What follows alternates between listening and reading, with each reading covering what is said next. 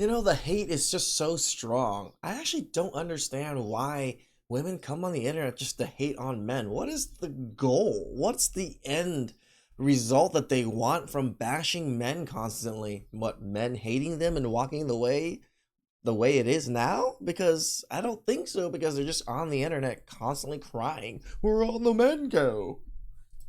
So the other day on our weekly live show called Boy Meets Squirrel, Lindsay and I posed a question, which is, ladies, what exactly is the goal of male bashing? We were genuinely asking, what True. outcome are women expecting here? Is it like just enjoyable to do? Like, what is the reason you're doing it? Right? Is it because you think men are that bad? Because I could tell now most women don't genuinely hate men like that, but they come on the internet and say these things. Do they think men are suddenly going to wake up one day after being called trash, toxic, useless, broke, dusty, emotionally unavailable, dangerous, immature, narcissistic, insecure, Misogyny. manipulative, and whatever new buzzword TikTok invents this week, and suddenly go, you know what? She's right. I should totally dedicate my life to pleasing these people who hate me. I mean, come on already. Like, you would think it'd be like some kind of shame tactic to make men be better, but it's not even a shame tactic anymore. It's just straight, I hate men. That's not how human beings work. And judging by the comments during the live stream, I think it's safe to say that men are no longer angry about it, nearly as much as the women seem to think. In fact, True. most of them are just laughing. That was the overwhelming theme we found. Not rage, not bitterness, not outrage, just amusement. Men sitting there reading the same hateful comments the way people watch seagulls fight over a French fry in a Walmart parking lot. I actually have a recording of seagulls fighting over some food. Confused, fascinated, but emotionally detached from the situation. Because I think at some point a lot of men have stopped internalizing it. And that's the part I think many women completely fail to understand. Yep. Because you see, insults only It's just the new white noise for us. work when the person still values your approval. That's the entire mechanism. Shame only works when someone cares deeply about acceptance from the group doing the shaming. Which is true. It works the other way around. These people also don't have any shame themselves, right? If you try to shame them, they have no moral obligation to want to be better. But modern society has spent decades now telling men they're the problem, that masculinity is toxic, male sexuality is dangerous, male leadership is oppressive, male standards are controlling, male preferences are insecurity, and of course, male boundaries are misogyny. It's relentless, 24/7, 365. And We know. We cover quite a bit of those videos, Dan. men experience it literally from the day they're born till the day they die. So it shouldn't come as a shock why, after all of that, men have stopped trying to defend themselves. It's not because they've learned, but because they've checked out emotionally. That's a huge difference. And also, what are we defending ourselves for? We didn't do anything wrong. And honestly, as we found with some of them who commented during the live, I think it's fair to say that a lot of the women seemed unable to tell the difference between compliance and disengagement. They couldn't understand that men aren't sitting around thinking, how can I become the man modern feminism wants me to be? No, men are thinking, why would I even participate in this anymore? And that's the real shift happening. Yep. And you can see it everywhere. I mean, again, there's a lot more videos now of women. Why don't men approach us? We're all the good men. How do I find a man? I'm just so lonely. And avoiding dating, avoiding marriage, avoiding social interaction with women, avoiding mentorship, avoiding emotional vulnerability. He's right. Like, at work, do you really want to work with a woman?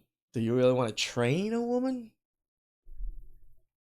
See, I actually have to. We only hire women at my donut shop. It's all ladies that work at my donut shop except for the baker, right? Everybody is a woman except I'll have a lot of older ladies. I have two Cambodian ladies that are one's in her 40s and the other one's in her 60s.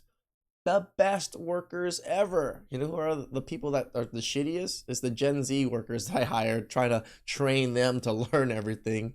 But I actually had two good Gen Z ones. They're great workers. Just you gotta vet through a lot of people and women to find a good woman or just a good worker in general. Some men are completely avoiding women entirely unless absolutely necessary.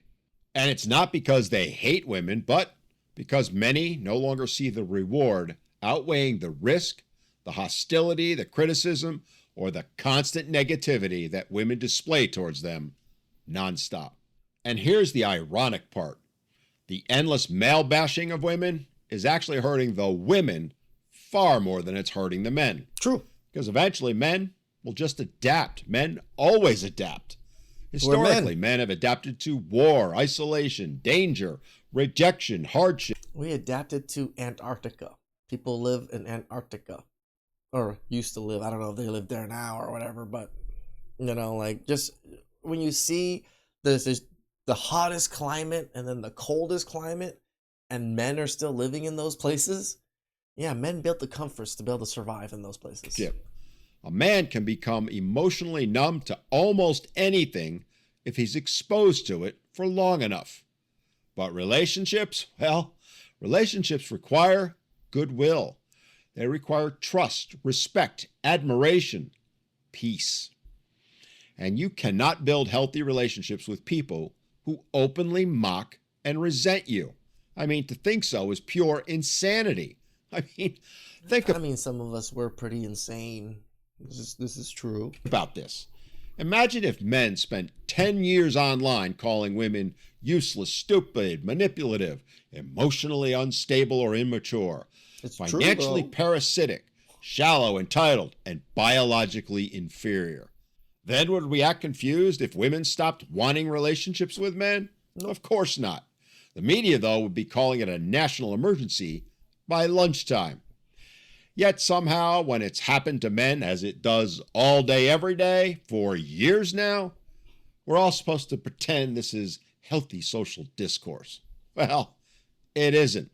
It's corrosive. And men are increasingly responding the same way people respond to toxic workplaces. You walk away. Right? You don't need to blow up.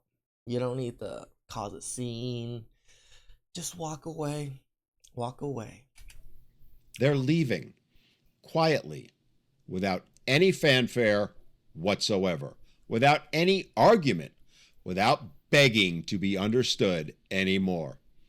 And that is the part I think scares the women the most, because a disengaged man is very difficult to manipulate. A man who no longer seeks approval is impossible to shame. And once men emotionally disconnect from the constant hostility, the insults stop having power.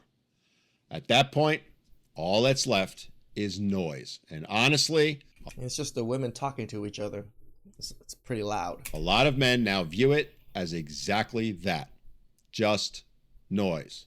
That's what I said, right? It's just the white noise in the background nowadays. So why women think it will work, why they not only continue to do it, but are doubling down on it, is beyond me.